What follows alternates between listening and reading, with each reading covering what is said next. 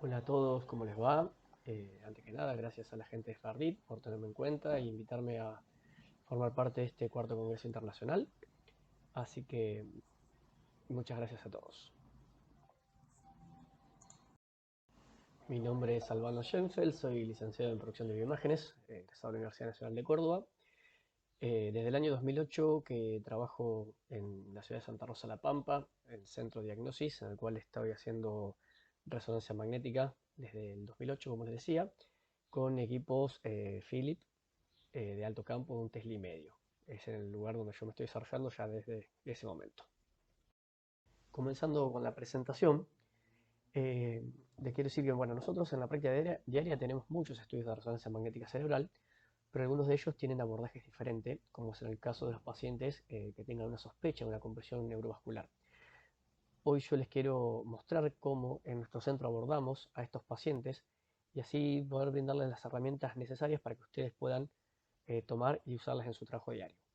Antes de comenzar, tenemos que traer algunos conceptos y definiciones.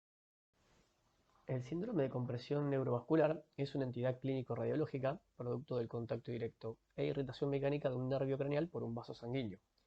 Este síndrome se introdujo por primera vez allá por el año 1975 por el doctor Janetta, que es una entidad caracterizada por estructuras vasculares que contactan con los nervios craneales adyacentes. Lo que esto nos va a traer es al paciente, lo va a expresar como una neuralgia. Pero en sí, ¿qué es una neuralgia? Una neuralgia lo vamos a definir que es un dolor intenso que se caracteriza por ser de tipo eléctrico, de corta duración y tiene un inicio y una terminación brusca y que se limita a la distribución de una o más divisiones del nervio. ¿Sí? En orden de prevalencia que nosotros vamos a encontrarnos en nuestra práctica, lo vamos a encontrar con una neuralgia del trigémino, en el espasmo hemifacial, la neuralgia vestíbulo-coclear, la neuralgia glosofaringea y también puede haber otro tipo de neuralgia con otros los pares craneales que son menos frecuentes, pero no quiere decir de que no existan, obviamente. El resultado de una compresión vascular generalmente es arterial, que por un efecto de una pulsación continua sobre el nervio es capaz de generar una lesión traumática con una desmielinización del mismo. El aumento de la incidencia de estas neuralgias es a partir de la quinta década de vida y sería consecuencia de una ptosis encefálica que coincide con la elongación vascular por ateromatosis e una hipertensión arterial. La alteración de este nervio es mayor si el contacto entre el nervio y el vaso, esta arteria, es en un ángulo recto y se da en la zona de transición, considerándose ahí el máximo poder de estrés y presión de estas dos estructuras. Bien, ahora vamos a describir un poco cómo es esta fisiopatología, cómo se produce esto. Lo que ahí ustedes están viendo en su diapositiva es la imagen de la izquierda. Es una imagen potenciada en T2 en la cual se demuestra en el círculo rojo punteado el nervio trigémino izquierdo y en la foto de la derecha es una microfotografía, ¿sí? A través del microscopio. Entonces lo que les quiero mostrar acá es lo siguiente. Los nervios craneales están rodeados por una vaina de mielina que les provee aislamiento y soporte metabólico al axón. Los oligodendrocitos forman la mielina del sistema nervioso central y las células de Schwann son las responsables de formar la mielina del sistema nervioso periférico. Pero en este cambio entre células de Schwann y los oligodendrocitos hay una zona de transición, ¿sí? Entre el sistema central y periférico. Este es un área potencialmente vulnerable. Esta zona de transición se ubica a unos pocos milímetros del origen aparente del nervio. Nosotros recuerden que por imagen de resonancia vamos a ver el origen aparente y no el origen real del nervio. Aquí, en esta zona de transición, al producirse esto que hablamos anteriormente, por este efecto pulsátil se produce una desmielinización, esto después favorece a la generación ectópica de impulsos espontáneos y una conducción efáptica se llama, lo que conduce a una rápida acumulación de actividad eléctrica y después da ese cuadro característico de dolor tipo neurálgico. Ya habiendo descrito la fisiopatología de cómo se dan estos dolores tipo neurálgico, vamos a ir entrando a la zona anatómica donde tenemos que focalizarnos. Y donde vamos a encontrar nuestros nervios craneales va a ser en la cisterna pontocerebelosa o el ángulo pontocerebeloso, ¿sí?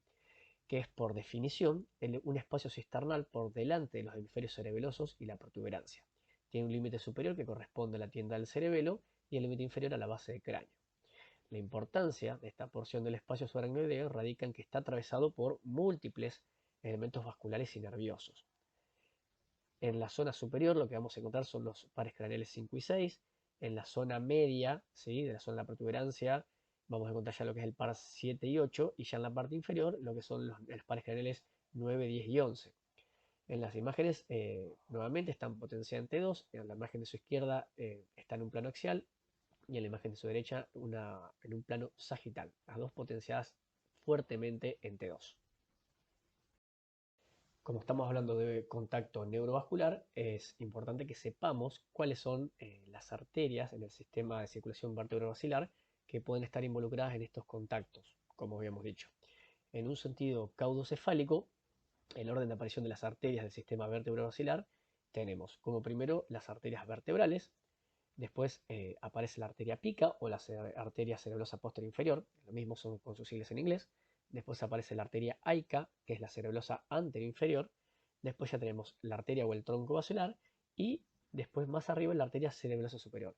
Estas son las estructuras vasculares arteriales que más van a producir este síndrome de compresión neurovascular. Ahora ya nos vamos adentrando en cómo vamos a abordar este estudio. Lo que nosotros, la manera que trabajamos en nuestro centro, no tenemos médico diagnóstico por imágenes en consola, ¿sí?, ni tampoco servicio de residencia, así que la anamnesis del paciente corre por cuenta del rol del licenciado técnico que se encuentra en consola del resonador. Y por eso, de mi opinión, la anamnesis del paciente es fundamental. Les diría que es casi el 50% del estudio, porque si no sabemos qué tiene, vamos a terminar haciendo un estudio básico en vez de hacer uno dirigido al estudio de los nervios craneales, porque tiene algunas particularidades en las secuencias que vamos a utilizar. Yo les diría, ustedes si tienen que hacer la anamnesis del paciente, hay preguntas claves a realizarle.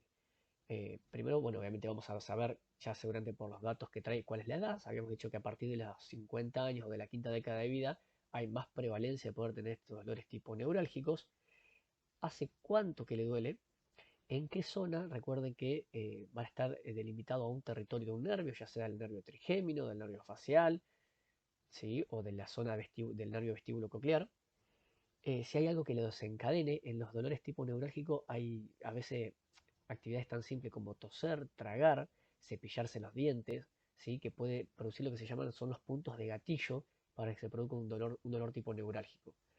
¿Y cómo es ese dolor? El dolor neurálgico es un dolor lacerante, ¿sí?, como si estuviesen clavando un cuchillo, dicen los pacientes a veces, o como una electricidad que corre, y tiene una corta duración, un inicio brusco y dura un par de segundos y corta. Entonces, cuando nosotros hacemos la anamnesis del paciente, nos vamos a ir orientando si tenemos que hacer un estudio dirigido para estudiar los nervios y esa compresión. Ahí, como en la diapositiva, está explicado cómo es un dolor tipo neurálgico del trigémino, ¿sí?, en qué zona se encuentra. El dolor es intenso en las pequeñas áreas de la cara. Recuerden, el nervio trigémino tiene tres ramas, B1, B2 y B3, que nos dan la mayor parte de la, de la sensibilidad de la cara, ¿sí? El espasmo bifacial está caracterizado por ser una contracción involuntaria del músculo orbicular de los párpados. La neuralgia vestibulococlear, el paciente puede venir con vértigo o tinnitus según cuál de los dos nervios esté afectado. Y la neuralgia glosofaríngea es un poco menos frecuente y es un dolor que está por detrás de la lengua, en la orofaringe, ¿sí?, y te puede llegar hasta la región del oído. En nuestro protocolo de imagen, para estos pacientes hay secuencias que no nos pueden faltar, que son fundamentales. Como principal van a ser las secuencias 3D T2, ¿sí?, que están potenciadas fuertemente en T2, una secuencia de angio-TOF sin contraste, y también y aporta información a hacer una secuencia 3D T1 postgadolinio, ¿sí?, para poder ver también como una imagen vascular nos va a aportar esa secuencia. Esto no quiere decir que sean las únicas tres secuencias que le vamos a hacer al estudio. ¿Sí? Los pacientes con la sospecha también deben estar estudiando consecuencias morfológicas cerebrales que hacemos de rutina, como la secuencia FLAIR, T1, T2, un Gray y una DIFU, que también nos van a ayudar para excluir otras causas que pueden causar los síntomas.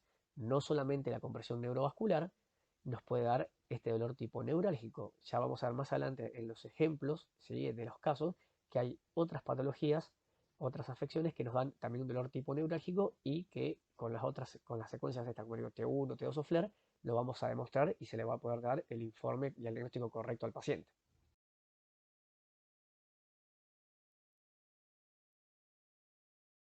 Habíamos hablado de las secuencias 3D potenciante 2, ¿sí? Que son aquellas que se conocen como las SSFP o las Steady State Free Precession, que dependiendo de la marca comercial van a tener distintos nombres. Ahí están por ahí especificado o ejemplificado con las tres casas comerciales por ahí más grandes, como Philips, que son secuencias Balance, Siemens como la SIS y Fiesta en General Electric.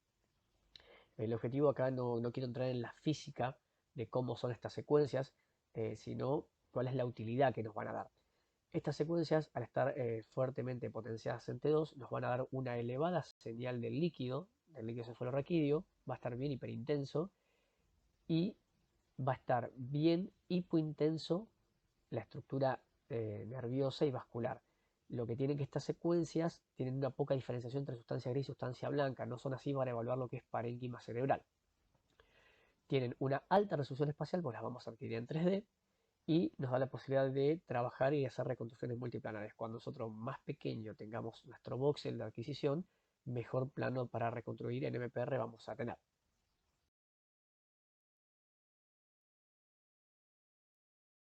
La secuencia angiográfica TOF o Time of Flight es una secuencia que genera contraste entre los espines estacionarios de los tejidos y los espines en movimiento del flujo sanguíneo.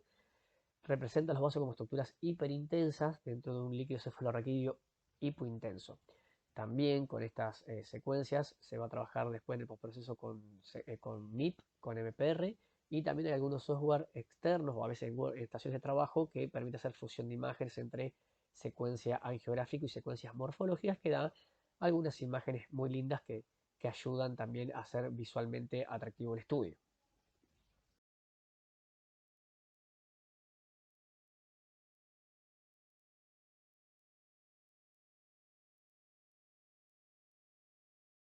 Bien, ya después la otra secuencia, 3D T1 posgadolinio, también dependiendo de la marca comercial, van a tener el nombre como Flash, SPGR o T1 Fast Echo. ¿Sí? Esta secuencia, ¿qué utilidad va a tener? Nos va a demostrar el real ser nervio afectado, no es muy frecuente, pero puede estar, por eso es la utilidad de esta secuencia. Eh, Se utiliza como un complemento angiográfico, a nuestros médicos les gusta mucho esto de representarlo en un modo una MIP, hacerle y que demuestre de manera hiperintensa las estructuras vasculares. Y como les decía, después a nivel de workstation o postproceso se hacen MIP, EPPR, siempre cuando más chiquito tengamos el voxel o un voxel sea isotrópico, nos va a permitir hacer MPR. Hacemos una sola adquisición en el plano que les sea más de su agrado a los médicos que estén informando y después se puede postprocesar por MPR en todos los planos. Bien, ahora ya vimos cómo era la fisiopatología, a qué se le llamaba la compresión neurovascular, qué secuencias nos van a ser útiles para demostrar este contacto neurovascular, pero también lo que tenemos que saber es cómo se ve el nervio normal por resonancia magnética. Si no sabemos cómo es el nervio normal, difícilmente podemos ver dónde encontrar o dónde buscar un contacto neurovascular. ¿No es así? El nervio más fácil, por así decirlo, que podamos identificar va a ser el nervio trigémino o es el quinto par. En las imágenes, todo lo que vamos a ver para demostrar nervio va a ser la estructura potenciante 2 que habíamos dicho. Si a la imagen de su izquierda tenemos el plano axial y a su derecha el reformateo por MPR en coronal y sagital oblicuo. ¿Sí? Este nervio trigémino tiene el origen aparente en la cara ventral de la protuberancia, es el más voluminoso, ¿sí? Así que no va a resultar difícil identificarlo. Es un nervio con una función mixta, que es motor y sensitiva, teniendo el predominio de una función sensitiva. Tiene tres ramas principales, que es el nervio oftálmico, que es la rama B1, el nervio maxilar, que es la rama B2, y el mandibular, que es el B3. Lo que nosotros podemos ver acá en la imagen de su izquierda, en el plano axial, en los rectángulos, esta banda, por así decirlo, hipointensa, ¿sí? Es como nace del origen aparente, desde, habíamos dicho, de la cara ventral de la protuberancia, y se dirige hacia adelante, y ahí se forma, se llama, se unen en el ganglio de Gasser.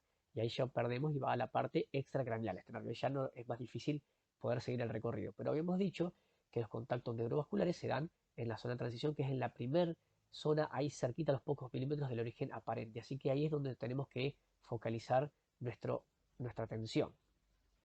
Bien, voy a volver a decirle que lo dije anteriormente, pero por resonancia magnética nosotros vamos a ver el origen aparente del nervio, no así el origen real, que se encuentra en la profundidad, puede ser de la protuberancia o del bulbo. ¿Sí? Así que vamos a ver esa salida cuando va a tener su recorrido cisternal. Es la parte que vamos a ver del nervio nosotros. Otros nervios que aparte estamos muy familiarizados de estudiarlo cuando hacemos resonancia de oído son el séptimo y octavo par, que sería el nervio facial y el vestíbulo coclear. ¿Sí? Estos nervios tienen el origen aparente en el borde anterior de la unión bulbo-pontinia y atraviesan la cisterna del ángulo pontocerebeloso y se introducen en el acueducto de Falopio. Bien, nosotros ahí tenemos señalado con la flecha roja el nervio facial que viene por delante y el vestíbulo coclear que viene por detrás. Dentro del canal auditivo interno, el nervio vestíbulo coclear se divide en tres partes, que es el nervio coclear, el vestibular superior y el vestibular inferior. Si nosotros hacemos una imagen en el plano o un reformateo en el plano sagital, como está en la imagen a su derecha y debajo, ¿sí? Se puede ver con las líneas verdes, son las ramas del nervio vestíbulo coclear y el facial va por arriba y adelante. Pues vamos a ver como cuatro puntos hipointensos rodeados del líquido cefalorraquídeo en color hiperintenso. Bien, y ya uno de los últimos pares que vamos a ir estudiando es el noveno par, que es el nervio glosofaringio. Tiene su origen aparente en el surco posolivar, por detrás de las olivas vulvares. Tiene un trayecto lateroventral para atravesar el foramen yugular en su porción vascular. Y también a veces es difícil diferenciar los otros pares, que son el par 10 y el par 11. Son pequeñas estructuras lineales muy filiformes y difíciles a veces de identificarlas y de separarlas una del otro. Este nervio glosofaringio es un nervio mixto que recibe fibras sensoriales de la orofaringe, del tercio posterior de la lengua, el oído medio y también de la mastoide. Y también tiene entradas aferentes de quimioreceptores y varoreceptores del cuerpo carotidio y los senos carotidios. Otra rama importante del nervio glosofaringio es el nervio de Hering, que alimenta el cuerpo carotidio y el seno carotidio. ¿Cuáles son los hallazgos claves o lo que va a buscar el médico para determinar un contacto neurovascular? Como primero, el vaso infractor debe ser una arteria, ¿sí? No así se haría con las venas cerebrales, ¿sí? Es lo que explicaba anteriormente al principio de la charla, era por esta cuestión de pulsatilidad que tiene la arteria, no así la vena, entonces la arteria es la que nos produce esta desmineralización en el nervio. El vaso debe cruzar perpendicularmente el nervio. El médico va a buscar también deformaciones o angulaciones, algún tipo de flexión o que se produzca algún tipo de ranura o hendidura en ese nervio. Y también no es frecuente, pero puede haber un realce post-contraste de ese nervio, por eso la importancia de hacer la secuencia 3D T1 post-contraste. Y algo que hay que tener en cuenta es que no todos los contactos vasculares van a producir síntomas. A veces un hallazgo frecuente de encontrarlo, un contacto neurovascular, y es completamente asintomático. Ya nos vamos a ir adentrando en los casos, así podemos ejemplificar estos que hemos hablado tanto del contacto neurovascular. Eh, las imágenes que tenemos en el caso 1, empezando desde su izquierda a la derecha, son las dos primeras imágenes potenciante 2 y la última un axial T1 post-contraste en 3D. Lo que nos muestra que este paciente nos consulta por un dolor tipo neurálgico en la región del maxilar del lado derecho. En la secuencia Bala en 3D podemos ver cómo el vaso contacta en la cara interna del nervio trigémino, está señalizado con la flecha amarilla, el vaso infractor, ¿sí? A pocos milímetros del origen aparente de ese nervio. Y la arteria involucrada, ¿sí? Era la arteria cerebrosa superior derecha. Después, lo que vemos en la última imagen, el axial T1 post-contraste, nos confirma que esa estructura es un vaso, también señalizado con la flecha amarilla. En el segundo caso, sigue este contacto neurovascular del séptimo par craneal izquierdo en una paciente que consulta con un espasmo bifacial homolateral del lado izquierdo. Se le realiza la resonancia donde se logró demostrar que el tronco basilar tenía un trayecto flexuoso, ¿sí? Está marcado con la flecha celeste, que distorsiona el complejo tanto del séptimo y el octavo par craneal en el ángulo cercano a 90 grados, muy poquitos milímetros del origen aparente, ¿sí? Y le daba ese cuadro clínico característico que era el espasmo hemifacial del lado izquierdo.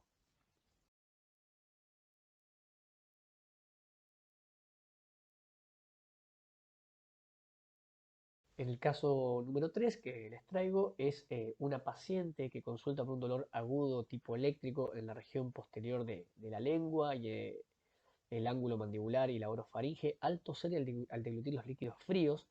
Eh, lo que podemos ver acá en las imágenes potenciadas en T2, en el plano axial, es la arteria pica, cómo desplaza el nervio glosofaringeo izquierdo en sentido dorsal. El caso 4 es un caso de un paciente muy interesante, un paciente nos derivan desde el Hospital Central de la Unidad de Terapia Intensiva. Es un paciente masculino de unos 60 años de edad, el cual presentaba episodio de dolor punzante en el ángulo mandibular izquierdo, y el paciente lo que hacía tenía un síncope con bradicardia, hacía una asistolia y después recuperaba el ritmo sinusal y la conciencia. Estos eventos fueron aumentando en frecuencia e intensidad, siendo la causa gatillo era la deglución. Lo que pudimos constatar con las imágenes es el contacto neurovascular de la arteria vertebral izquierda, la cual es de un calibre prominente y tiene un trayecto flexuoso, impronta sobre el borde anterior del noveno par del glosofaringeo en la emergencia vulvar y desplaza la trayectoria. Es infrecuente la asociación de estos casos con un síncope neuromediado. Cuando esto ocurre es debido a que la estimulación de las fibras del seno carotídeo provoca de forma anómala el reflejo generando vasodilatación e hipotensión y en ocasiones una activación vagal con una bradicardia y síncope.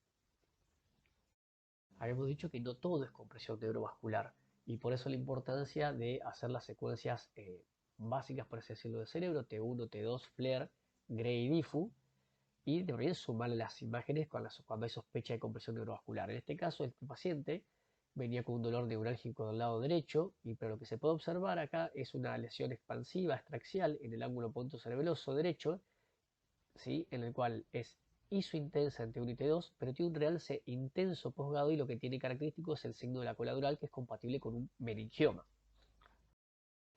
Este paciente acude al servicio de resonancia con un diagnóstico de parálisis facial periférica de 5 días de evolución. Hacemos la secuencia volumétrica T2 y no se identifica ningún tipo de contacto neurovascular anómalo, pero al realizar la secuencia T1 post-contraste vemos un realce del nervio facial izquierdo, que son las dos imágenes de abajo, son las T1 post-contraste 3D, ¿sí? En las líneas rojas está marcado lo que es el recorrido del nervio, y del lado izquierdo vemos que hay un realce de forma lineal de este nervio, que esto es compatible con una parálisis de Bell. ¿Sí? Esta va a ser una afección bastante frecuente de encontrar, junto con lo que puede ser también un neurinoma vestíbulo-coclear. Así que cuando haya sospecha de parálisis, podemos tener parálisis de Bell también, o un neurinoma, que también son las patologías más frecuentes dentro del oído que vamos a encontrar. Este último caso que les traigo es un paciente el cual viene con un dolor tipo neurálgico al lado izquierdo de la cara. ¿Sí? Lo que podemos ver es una imagen hiperintensa en T2, que es la imagen de su izquierda, y hipointensa en T1 es una imagen redondeada al lado de la emergencia del nervio trigémino izquierdo, el cual no realza post-contraste y es compatible en primer término con un quiste aracnoideo, que le está dando ese dolor característico tipo neurálgico. En esta secuencia, a este mismo paciente hicimos la secuencia de difusión cerebral y se puede ver que no restringen la difusión, ¿sí? Yo cuando tengan estos casos de quiste aracnoideo o sospecha, es muy importante hacer una secuencia de difu, que no les va a llevar mucho tiempo, porque otra alteración importante, o que mejor dicho pueden encontrarse ahí frecuentes, son los quistes epidermoides, ¿sí? Y el quiste epidermoide sí restringe la difusión, no así el quiste aracnoideo. Y la difusión es la secuencia que nos va a hacer el diagnóstico diferencial entre un quiste epidermoide y un quiste aracnoideo. Por eso la importancia de hacer la difu siempre en un estudio cerebral. Bien, hemos llegado a las conclusiones y qué es lo que podemos sacar después de esta charla. Lo importante y como primer punto de conclusión yo le voy a decir que es realizar una anamnesis profunda. No podemos saber orientar el estudio si no sabemos qué es lo que tiene el paciente. Si en el caso de aquellos también que le toque como a mí, de que no tengan un médico en consola, recuerden que nosotros somos los ojos de los médicos, tenemos que hacer una anamnesis profunda y dejar registro, ¿sí? De por qué, ¿sí? Mira el paciente. Eso va a ser fundamental, en mi opinión. Después tenemos que, obviamente, conocer la anatomía de los nervios craneales, cuáles son su recorrido, a dónde los vamos a buscar, ¿sí? Cuál es su origen aparente, así podemos orientarnos y focalizar el estudio ahí. Utilizar las secuencias que les recomiendo, que son las secuencias 3D T2, perdón, la secuencia Angio-TOF y una 3D T1 postgadolinio, con el equipo que ustedes se encuentran trabajando. Obviamente que en equipos de alto campo, y de hablar con equipos de 3 telas, va a ser más fácil, pero bueno, aquellos que tengan a lo mejor un equipo de bajo campo, a exprimirle todo eh, el potencial que tengan y saber cuáles son las limitaciones que van a tener en el equipo. Eso también es importante conocer hasta dónde nos va a dar. Porque si no conocemos cuáles son los alcances y las limitaciones, podemos creer que vamos a estudiar algo y no lo vamos a poder ver. Esa es en mi opinión. Bien, sin más me voy despidiendo. Quiero agradecerle a todos, nuevamente a Fardit, por tenerme en cuenta para este congreso. Y ante cualquier duda o consulta que quieran hacer, pueden hacerlo a través del mail. ¿Sí? Ahí se los dejo para que ustedes me escriban si quieren, o si no también a través de alguna de la red social que todos manejamos, también con mi nombre y apellido pueden encontrarlo. Eso fue todo. Muchas gracias. Nos vemos la próxima.